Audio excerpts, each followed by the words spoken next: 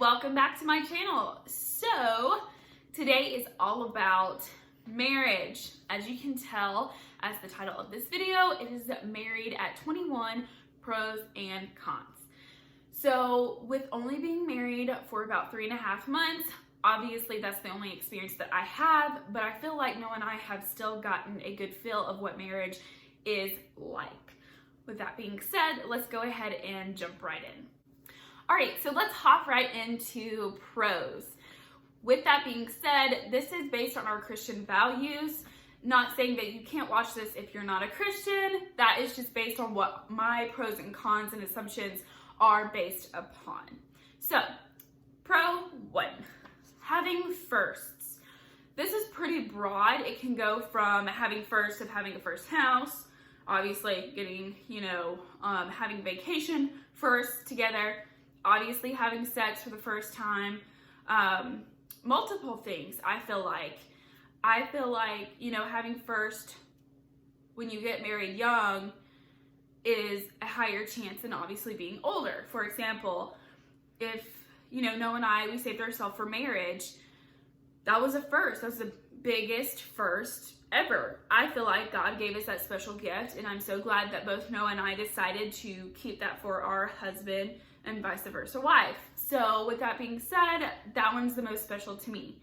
Another one is, of course, having a home. I've never had a home before other than living with my family. My parents, that was home, but that was not my home. So Noah and I have our home, and that's a first. Going on vacation by yourself, I never went on with a boyfriend or, a male friend. I never did that. That was something that was first with Noah. That was our honeymoon. That was the first vacation we ever went on by ourselves. So there's a few firsts, but of course that can go on and on. So secondly, low expectations. We didn't have expectations for our first time. Our first time was our wedding honeymoon. I mean, it was something that was so incredibly special, given to us by God.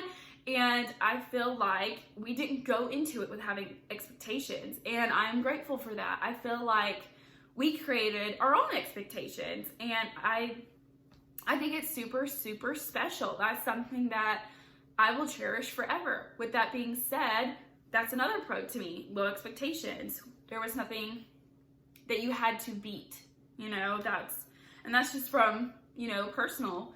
I feel like it's something that, if you have waited, I would encourage to continue. And, of course you can message me, we can talk about, why would you wait? But until you've experienced, you don't really know why. And it's incredible. It's just a conversation that I felt like I had with God, and I knew, I said, God, no, I'm waiting. And I'm so glad I did.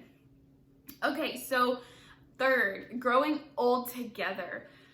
I feel like you're growing with your best friend. I feel like, we will grow together. I feel like right now we go into restaurants and they will guess, oh, how old are you? Y'all are so young. Like, you're in the 11th grade, right? Or 12th grade? No, I'm not. They think we're children, and that's okay because we will eventually grow old together. But I think it's good. I mean, if I don't age quickly, that's fine. But with that being said, we are babies. We definitely still look like babies, but we're not. And I'm grateful that, we will be able to grow old together and experience so many things. And I think that's really cool with getting married young. So as I talked about earlier, having first, this kind of falls into that.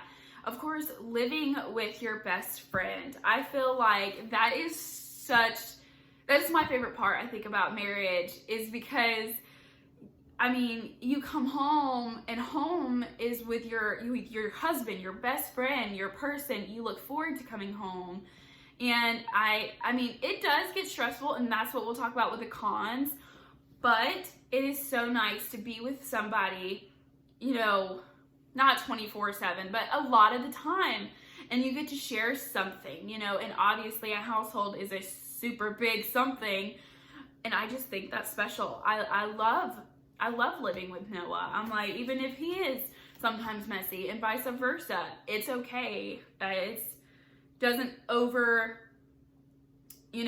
take the fact that you are living with your best friend.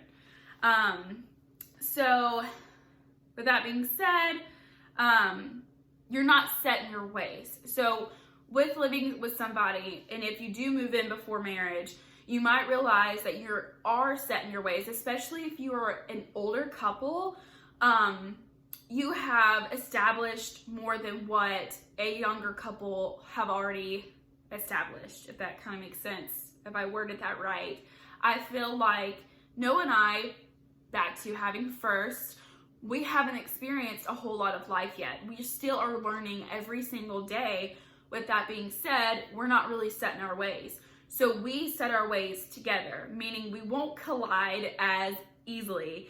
Of course, we have our moments, but I feel like, if I'm like, I don't think I really should do that, he'll either say, why, I kind of disagree, and tell me why, or he'll say, oh yeah, I totally get that, and me as well, to him. We're still learning our pattern and everything, but with that being said, we're not really set in our ways, and we're just building that foundation now. So you have a supporting partner 100% of the time. I don't ever remember a time in our months yet and before that we didn't support each other. No matter, we support each other pretty much in anything and everything we do. Obviously, if it's a good thing to support, we haven't done anything that we're like, oh wow, that's really dumb. Nothing like that. I feel like we both make very, rational decisions on certain things. For example, like my school and, his job and stuff like that. I feel like in the things that we have been brought, we make great decisions in that, and he supports me and I support him. Okay, on to cons. With cons, this is weird, and I know these are almost assumptions for me that I would include in assumptions, because cons to me are so limited. The only con that I have are responsibilities, and responsibilities are way more than I thought. With getting married at 21, of course, you do have some responsibilities. I did as for myself, paying some bills and stuff like that. But other than that, I didn't do anything. As for paying major bills. But then, of course, the house chores, I would help here and there the house from what my parents needed me to do. I get that. That was daily chores. But now having a whole household to run is exhausting. I was having some health issues and realized that my vitamin D was really low, and I didn't think that was such a big deal as though it is. Now I'm taking vitamin D and it's helping a lot. I thought it was just my hypothyroidism and having fatigue, but it was a lot more to that other than just taking my medications. It was more so I needed, a supplement. With that being said, I feel a lot better and everything's getting back on track. And of course, this past weekend, I told Noah how I was feeling, and I said, I really just need some help around the house, and he was all for it. He was like, I understand. Thank you for coming to me. Let's get stuff done. So he helped me clean and everything. And of course, my personality, I can be 100% honest. I'm not a clean freak. It's been hard to become a cleaner person because I'm the kind of person that will just let it go. But now with having our own household, keeping up with things, for example, clothes, dishes, vacuuming, daily things, it's exhausting. I know what people are talking about with us both working, full time and then having a household, that's something that we really had to get adjusted to, and we're still getting adjusted to it. So, that was one of the cons, the only cons I really have had with getting married, is just having more responsibility. And I knew going into it that it would.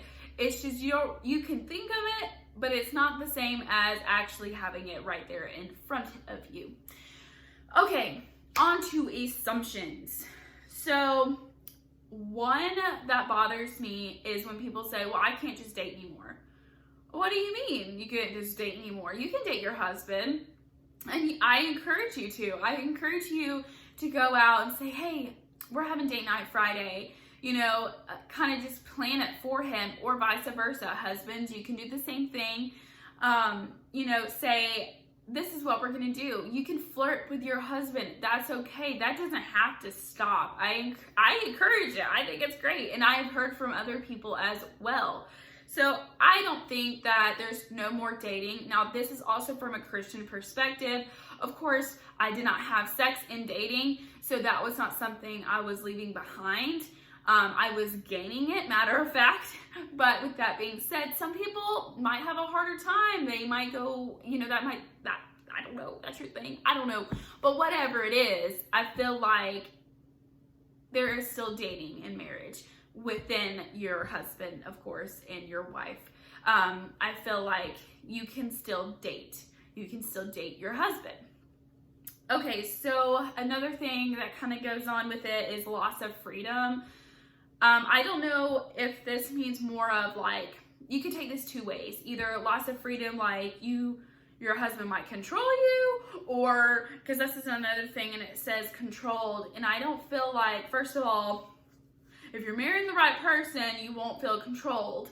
Noah, obviously, we agree upon things every day. We're just like, yeah, hey, I'm just going to let you know this, and he's like, fine, and I'm fine, whatever it is. But with that being said, I feel like if that's your person, you're not going to feel controlled, because that's not what a husband's supposed to do. A husband is supposed to be protective, but not controlling. I feel that is more of a biblical thing. I feel like obviously the man has the number one choice in the household, but it should be for the wife's,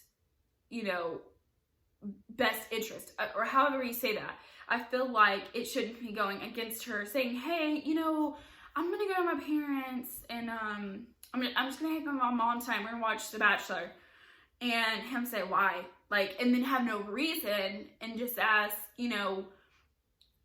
me questions of why I'm going there, and that doesn't make any sense. But to me, that's controlling. But I feel like if he's like, yeah, go have fun, if there's no adamant reason, I don't feel like that should be placed. I don't feel like that's polite. So with that being said, to me, controlling and loss of freedom depends on what your spouse is like. Going into marriage, hopefully you know that. Prior to, with Noah and I feel like we're on the very same level. If he needs to get stuff done, or if he wants to hang out with his friends or family, go ahead, and vice versa. I don't think controlling in a relationship is good, depending on how it is said. You know what I mean? Controlling at all, to me, is not really the way to go. You need to make sure you agree upon things, and that is just from my perspective. Another assumption that a lot of people assume is, of course, not finishing school. For Noah, he is obviously has a great job and provides for us very well. And I do have a job. It will probably not be my end of career, and I love my job, but that's not my goal. Is for that to be my end job. I am wanting to go to school. I am in school, and of course, I am in a college. I am doing online studying and doing computer stuff until I take what's it called? I can't think of the word, but whatever you call it, an entry test. I'm waiting to get into a nursing program, so hopefully I will be able to get into that within the year.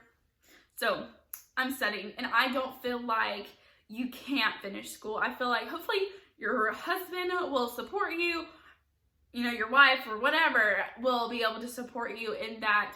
And so I feel like it should just be an encouraged thing. So don't feel like you can't get married because you have to finish school.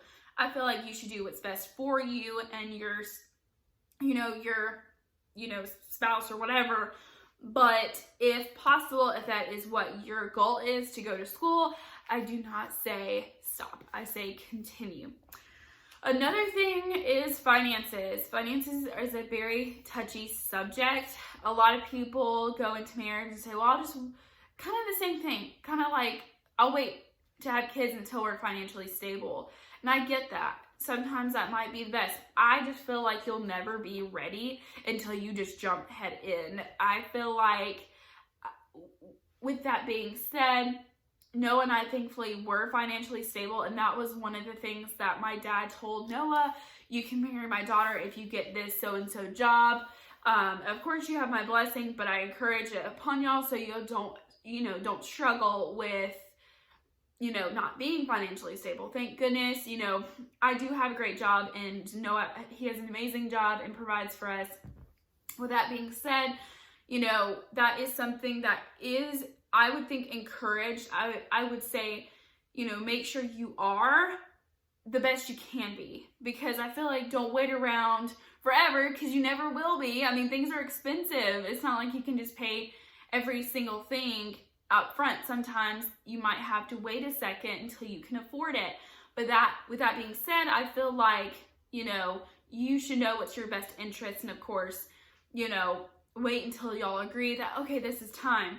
But finances for us, thank goodness, that is such a blessing that they have not been a problem. I feel like that just kind of depends on your situation. But for Noah and I, that has not been a problem. So I think a lot of the times just kind of depends on, what your situation is.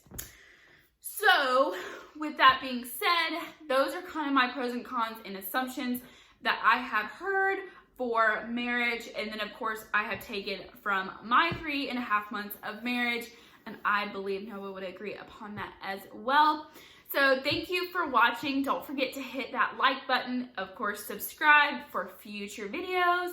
And then of course, my email is listed below if you'd like to send prayer requests or business inquiries. And of course, comment. I want to know what your feedback is about the video. Of course, kind words are, I'm grateful for those. But if you have any tips, of course, for new videos and what you would like to see from me, definitely list those below. But anyways, I will see you next time. Thank you for watching. Bye.